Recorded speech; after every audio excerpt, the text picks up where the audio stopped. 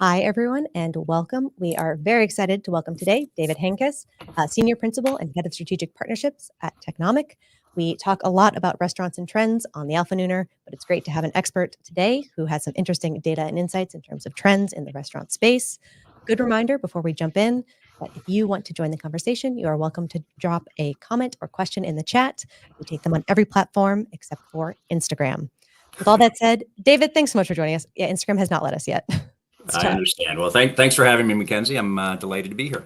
Of course. Well, glad to have you on. I feel like because it's your first time on, would love to start with sort of a little background on you, of course. Let's get to know you. Tell us a little bit about your background. I know you're also coming up on, I think, a 28-year anniversary. Is that right? Yeah, so I've been at Technomic 28 years. Started when I was 5. I've been doing this a long time. And Technomic is a research and consulting firm that's been around since 1966. We've always focused on the broader food away from home, food service, restaurant landscape. I started back in 1996. I'm a senior principal. I work within our advisory group, which are really sort of the senior consultants, if you will, of Technomic. And so I do a lot of industry forecasting. I work with our clients on custom studies, do a lot of presentations and industry work. So things like this, and delighted to be here today. That's awesome. We'll dig into trends soon, but first, just also wanted to ask, what sort of brought you into this space in general? Was it a love for food? Was it a love for data? Was it a love? What's the mix? Yeah, it's interesting. I think I've worked in restaurants and food since probably I was about 16 or 17 when I started at McDonald's. I'm one of those 1 in 4 that I think started at McDonald's in their career, and I worked my way up to crew trainer. Worked in food service in college, and then during my MBA program, I had an internship at Nestle over in Germany. So I saw it from the supplier side. I had a brief stint with the federal government. I was a federal investigator for about 2.5 years, coming right out of college. But if anything, that taught me research and how to ask questions, and sort of just helped me with what I'm doing today, which is research. So I've always been interested in food service, restaurants, going back to really my first job when I was a teenager. Yeah, so almost a whole lifetime of experience. That's fantastic. Pretty much. All right, well then I'd love to start digging into some of the trends, some of the things that you're seeing at Technomic.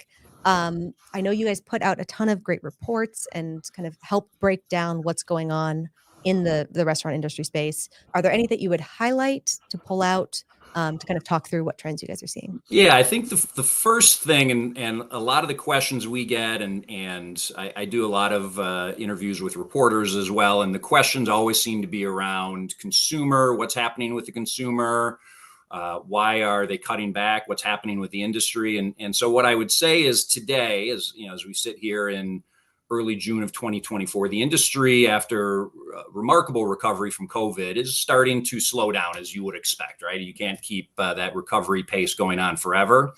But the cost environment, the inflationary sense that not only consumers but operators are seeing, has made it really challenging, both for operators to make any money. And so we're seeing a spate of bankruptcies, and we're seeing a lot of, sort of softer numbers coming out of the publicly reported chains. And we're seeing a consumer pullback. We're seeing, because menu prices are roughly, and we've run the numbers, roughly 25 to 30% higher in aggregate than they were in 2020. It's just gotten really expensive to eat at a restaurant. And so not only are operators, because their cost situation has gone up so much, they're passing on those prices, but what it's led to a situation with consumers where it's just, particularly compared to cost increases and inflation in grocery stores, consumers are just cutting back. And so what we've seen is a markedly softer situation today than we saw even 6 to 9 months ago. It's much more pronounced within sit-down full-service restaurants, where traffic visits essentially are declining and have been declining really for over a year now. And even in fast food, where you would say is a little bit more resistant to economic downturns or to economic concern by consumers, has really started to soften as well. And so we're in a situation where it's a pretty significant slowdown, and we're not sure that there's much. The challenges are that in a normal recession, once the economy starts to improve and employment starts to get better, you can see a natural increase in restaurant sales as a discretionary purchase. Today, employment is pretty much full. The economy is at a macro level really good. And so you say to yourself, what's actually going to be the lever to drive increased sales? And we're not exactly sure what that is, other than perhaps incomes catching up and some reduction in the inflation rate, which I think is going to remain elevated. So we're in for probably another couple years of softer sales, and at least what we've been used to over the last 3 or 4 years. Yeah, that totally makes sense. Is there any sort of bright spots or any things that the restaurants you've seen have tried to do to win back customers? I know there've been a lot of loyalty app things. I know McDonald's has tried to run that year of lower prices because they've been hit a lot with higher prices.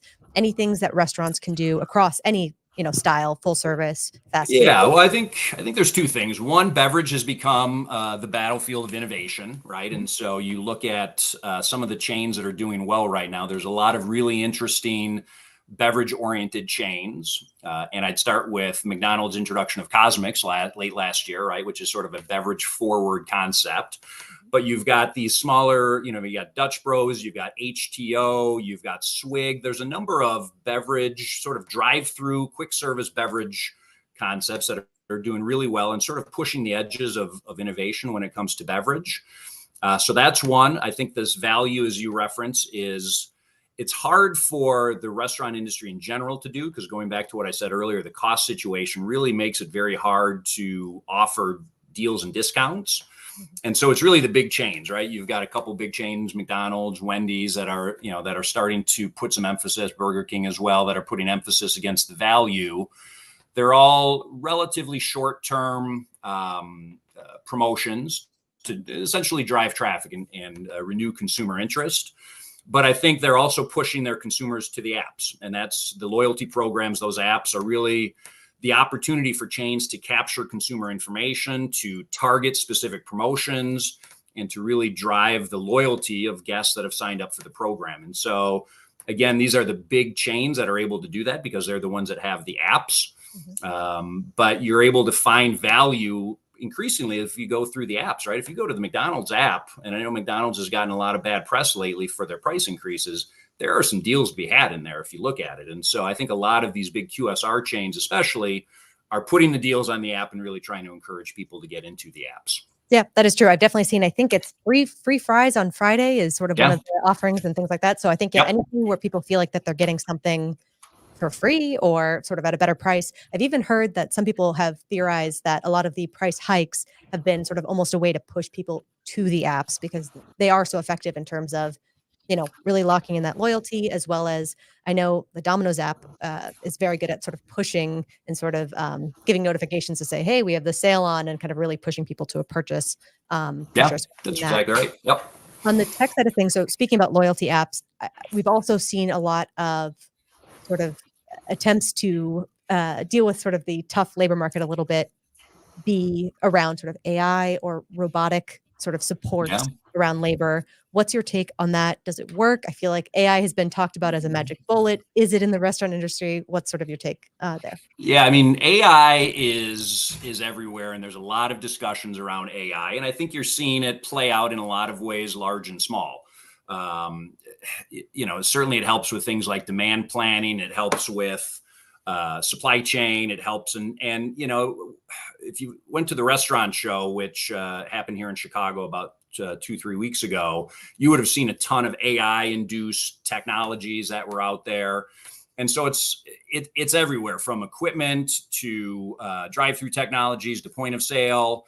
And it is really, I think, changing the way operators work, and it's making them smarter and, perhaps more efficient.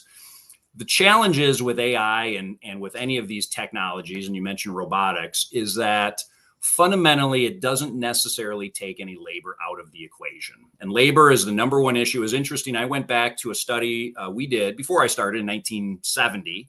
And you know what the number one issue facing the industry in 1970 was? It was labor. And so labor is an issue that restaurants are never going to get away from. The challenge with technology right now and robotics and things like that is that it doesn't, if you're an operator and you're relying solely on technology to drive your business, what happens when it breaks down? Because inevitably it does. And so most operators are not taking labor out of their restaurants because of technology. And so what it does is redeploys labor. You hope that maybe you can give employees something better, more interesting to do. Maybe it leads to some retention, right? But fundamentally, and McDonald's CEO has even said this, and I, he said last year that the ROI isn't necessarily there. Now, McDonald's is probably the number one chain in terms of investing in technology. And as labor rates continue to increase, perhaps we get closer to that ROI. And I think we are, but it's a situation where I think restaurants and food service is still a very manual, hospitality driven business. And so with the exception of some big quick service restaurants, which in essence are more kind of food factories in a way, right? Many food factories. For the most part, technology is going to play on the edges, and I think it's going to have a big impact on things like customer experience and things like payment and sort of becoming a little bit more frictionless and enhancing what guests see, and making operators more efficient. But fundamentally changing the business. It'll be interesting to see, but I still think we're very much a labor-driven, labor-oriented business. And it's very hard for restaurant operators to take that out of the business and rely solely on technology. Yeah, that's very true. I definitely agree with that. I think that's true kind of across the board currently with AI. I think there's a lot of not over-promising, but I think people don't quite understand how far it can actually really go, how much it can really have an impact versus kind of just making an enhancement, making an improvement, which is important versus totally changing it, totally taking labor out of the equation. Yeah. And interestingly, just by another point on AI, I heard a lot of operators talking at the restaurant show about using it for menu development, right? And so it's a very interesting tool that you can feed a lot of things in. You can use it for, enter in your whole product mix, and it'll develop, sort of some cost guidelines and margin and profitability. So there are some huge advances that it helps with in terms of, innovation, development, cost control, things like that. And so again, it's making operators, I think, better at their jobs, but it's not necessarily fundamentally changing their jobs, if you will. It's just making them better at it. Yeah, that totally makes sense. Well, so you mentioned the restaurant show. Can you talk a little bit about what that was, what your experience was, any other kind of interesting highlights that you were able to pull while you were there? Yeah. So full disclosure, we are owned by Technomic is owned by a company called Informa. Informa Connect is our sort of parent division, and Informa Connect also owns the restaurant show. Restaurant show has been a partner of ours and a sister company of ours going back to about 2019. And so, while we don't directly run it, Technomic was the official research partner of the restaurant show. And I think, when you look at, it's the largest restaurant show in North America, and there's a couple food shows in Europe. I think in Asia that might be a little bit bigger, but if you're in the restaurant and food service business, you should be attending the show. And so I think we had, I want to say about 58,000 people come to it. The attendance was great. The square footage and just the amount of space, I think it's about 11 football fields of booths and learning and education and all of that. And I think, what you always see is things that are pushing the edge of the boundaries, if you will. And so, again, a lot of technology, a lot of innovation, new products, a lot of beverages were on display, robotics. Interestingly enough, plant-based, which was huge about 2 years ago, and it seemed that you couldn't stumble without, finding plant-based. It was still there, and I think there's still a trend there, but there's definitely a pullback in terms of just the visibility of plant-based. But it's just it's always a great 4 days where the industry comes together and is really one of the must-attend events of the entire year in the industry. Very cool. Well, so you mentioned the plant theme. I feel like I had seen that as well about 2 years ago. Why is that changing? Is that customer preferences? Is that cost? Anything around that? Yeah, I think plant-based is one of these things where if you're talking about, plant-based burgers and things like that, I think the demand has been created, and consumers currently look at that as just another protein offering, right? So you've got your beef, your chicken, your pork. Maybe now you've got your plant-based as an option. And so I think those that want it, it's available to them. And so, from that perspective, the demand and the growth is leveled out. I think plant-based as a broader sustainability initiative and as a health and wellness, there's still a lot of legs to that.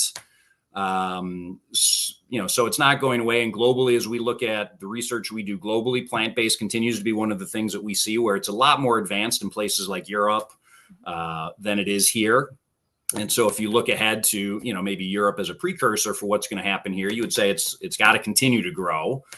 But Americans are a little bit different, but we've certainly seen that growth and it's moved into, sausages and certainly beverages. You continue to see plant-based oat milks and things like that in coffee shops. Yeah. So it's not going away, but it's definitely reached a point where it's mainstream.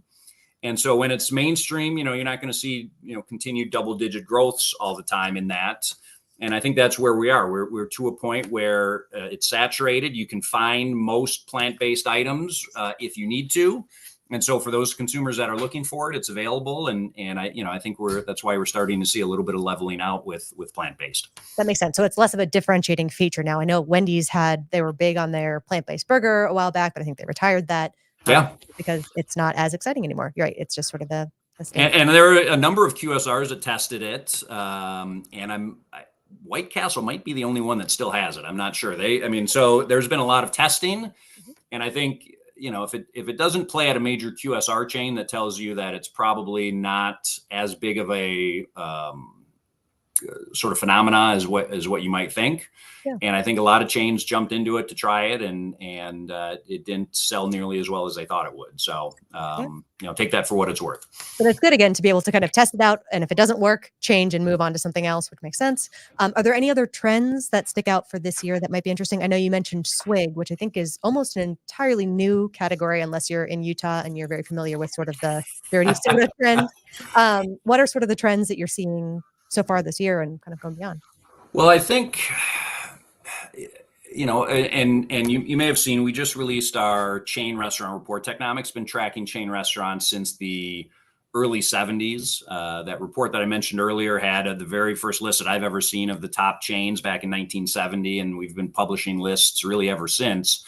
And so when you look at the chain restaurant market, it grew pretty well last year. It was up almost 8%.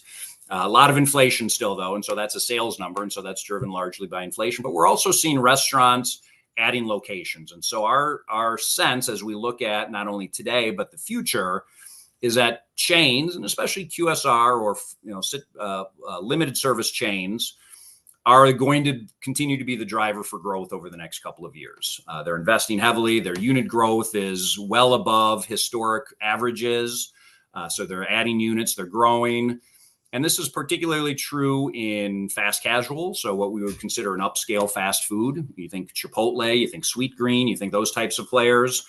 Some of the beverage guys, and Swig is an interesting example. They're still relatively small, but I think what they're creating is this trend in beverage and this interest in sort of a differentiated beverage, dirty soda type thing, for example, or just creative type things, so much so that Starbucks now is not really a coffee chain as much as it's a cold beverage refresher style chain, right? I mean, so much of their growth and sales recently has come from non-coffee drinks, or at least cold coffee, that hot side of the beverage business has really slowed down, and cold beverage is really where the innovation is. But going back to the chains, I think we're really bullish about fast casual. We're fairly bullish about some of the big QSRs. I think, full service restaurants are a little bit hit or miss. And again, chains are going to be the driver for where we see the industry going over the next couple of years for sure. Yeah, I think that makes sense. So sort of in looking at sort of the general landscape for restaurants right now, whether that's in the chains or elsewhere, seems like a little bit of a tough time, but there are some players that are able to kind of come out and be strong. Would love to see, just looking back in terms of the history and all of the experience that you have, is this point in time similar to any one that we've had in the past? Is it closest to the 70s? Closest, because inflation, big one in the 70s, obviously. What's sort of the closest time period? Yeah, I mean, it is different because, I don't think myself and most consumers really remember the 70s, right? And it was a whole different time because you had that stagflation period where the economy wasn't really growing and you had high inflation. And listen, the restaurant and food service was not nearly as ingrained in the consumer behavior as it is today. And so, it's hard to look back because you look back at other inflection points in the industry, and those were mostly recessions, right? They were mostly downturns that, took 6 to 12 months to work their way through the system. And then we emerged stronger than ever. So the challenge today is that it is really unlike anything you've ever seen because we are at full employment. There's not a lot of jobs available. The stock market is booming. And so by all normal metrics, you would say this is a golden time to be running a restaurant. The challenge is this inflationary environment and the consumers not feeling particularly good about their own situation. And so it's a unique time, and it's really hard to draw a lot of parallels to anything else, at least in recent times, because this is to some degree uncharted territory. And we're all trying to sort of figure out how to grow business when consumers, should have some discretionary income, but they're more loaded down with debt than ever before. And how do you drive growth, and what's going to be the turning point for the industry? There's not much you can hang your hat on to say, hey, if X happens, that's going to be really great for the industry, other than I think, a continued deceleration of costs and acceleration in income. But that's going to take time to work its way through the system. Yeah, that makes sense. In terms of, it's interesting. I wanted to say, what normally tends to do well in downturn times? Is it like smaller items like coffees and things like that? Is there any sort of trends? So I would say in downturns, there's a couple things that happen. First of all, there's consumer trade down, right? And so if you're not feeling great about your economic situation, dining out is still ingrained, and there's still a lot of convenience and habits that are built in. And so you tend to see consumers trade down, maybe from fine dining to casual dining, or from a casual dining into a fast casual, or down into more of a quick service restaurant. And to some degree, that's, I think, true. I mean, full service restaurant traffic is down pretty significantly, but even QSR traffic is slowing. It's decelerating pretty significantly. You also see things like add-ons, the extras, desserts, appetizers, adult beverage. Those tend to be pulled back first, right? Because people may still want to go out for an occasion, a meal, but if they're trying to cut back, hey, we don't, necessarily need a dessert item or an appetizer. So, those all tend to get cut back. And we track a lot of adult beverage. Adult beverage is really starting to slow down, right? The booze sales in restaurants and bars is performing, I don't want to say a lot worse, but worse than the overall industry. So we are seeing consumers that are also voting with their pocketbooks in terms of adult beverage.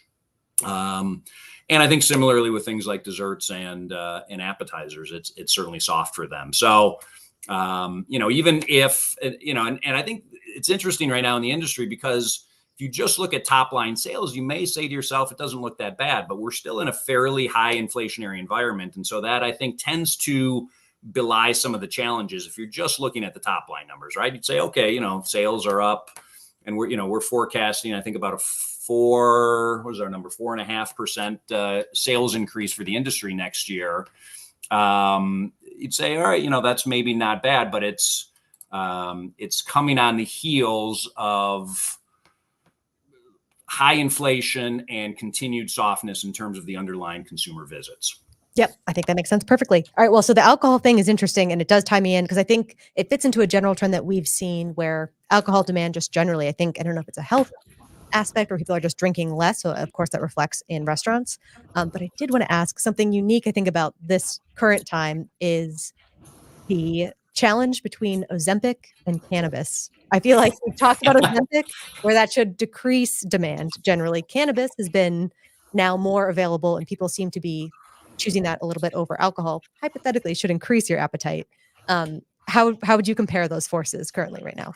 Well, we did an analysis of Ozempic because a lot of CPG companies are starting to blame Ozempic for some of their soft sales. And so we wanted to understand what it would do to the restaurant industry. And our net takeaway is that there's some specific categories that are going to be impacted: high sugary products, adult beverage, sugary soft drinks, things like that. But that the industry would probably see less than a 1% hit in terms of their sales. And the reason for that is that people go out not necessarily just for sustenance. They're going out for an occasion, for an experience. And so they're going to find something on the menu that they're able to eat. And so they're still probably going to have those occasions for restaurants. And restaurant operators are very good at shifting menus to adapt to consumer demand. So the Ozempic piece, I think over the longer term, we're keeping an eye on. We're not super concerned that it's going to have a major impact on the industry overall. Where it could have an impact is, to your point, on specific categories like adult beverage and some of the other things that are probably already suffering based on what I was just saying. The other piece is cannabis, right? And so we actually we've run some surveys within our adult beverage, and where that's really starting to play a role is with the younger consumer, where, the older consumer is still mostly driven by drinks, or they're drinking kind of the way they had before. Where we're seeing a drop off the cliff is in the younger generation, right? The sort of the, legal drinking age, 21 to maybe 25 or 30. And what's happening is that they're substituting cannabis in some occasions, or for some occasions. You don't find a lot of crossover occasions where they're doing both, right? So it becomes, for some consumers, an either or situation. And it's going to vary obviously by state, and where legalization is more likely to have driven more people into it.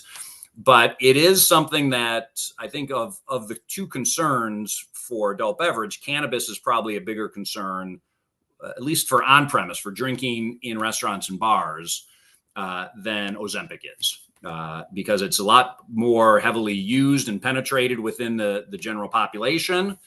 And it is creating an occasion that is not a restaurant or bar occasion for consumers. Fascinating. All right. Very cool. Love to hear it. That was super insightful. Very much appreciate it. All right. Well, then I think we are about halfway through lunchtime.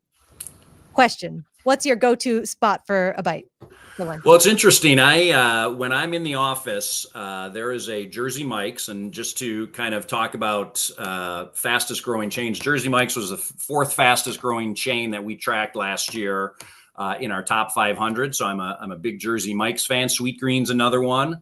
They were our fifth fastest growing chains. And so, not that I like plugging our top 500 report, but a lot of the go-to, there's a reason that these chains are growing, is because they're good food and good product, and consumers want them. And so those have been a couple recent go-tos that I have when I'm in the office. That sounds very good. All right. Well, so that kind of ties into my last point, which is, if people want to learn more about the industry, see those reports, different things like that, how should they stay in touch with the work that you guys are doing? Even you personally, what's the way to best? Yeah, so our website is www.technomic.com. I'm on LinkedIn. I'm on Twitter, or X now, at David Henkes. You can find us on all of the major platforms if you just search for Technomic, or you search for my last name. And there's a ton of low-cost reports. There's custom work we do. We support the industry in a lot of different ways, and we'd love to talk to anyone that has some needs for insight or needs more information on the away from home business. Fantastic. All right. Well, super appreciate you joining us, David. I think this has been a great conversation, a lot of great insight. So appreciate you taking the time. I will let you go so you can have dinner or lunch nearby. Not that often. And yeah, hopefully we'll have you back on soon. So really appreciate it. Yeah, no, I appreciate it, Mackenzie. Thanks so much for having me. That sounds good. All right. Well, we'll see you soon. Bye. All right. Have a great day.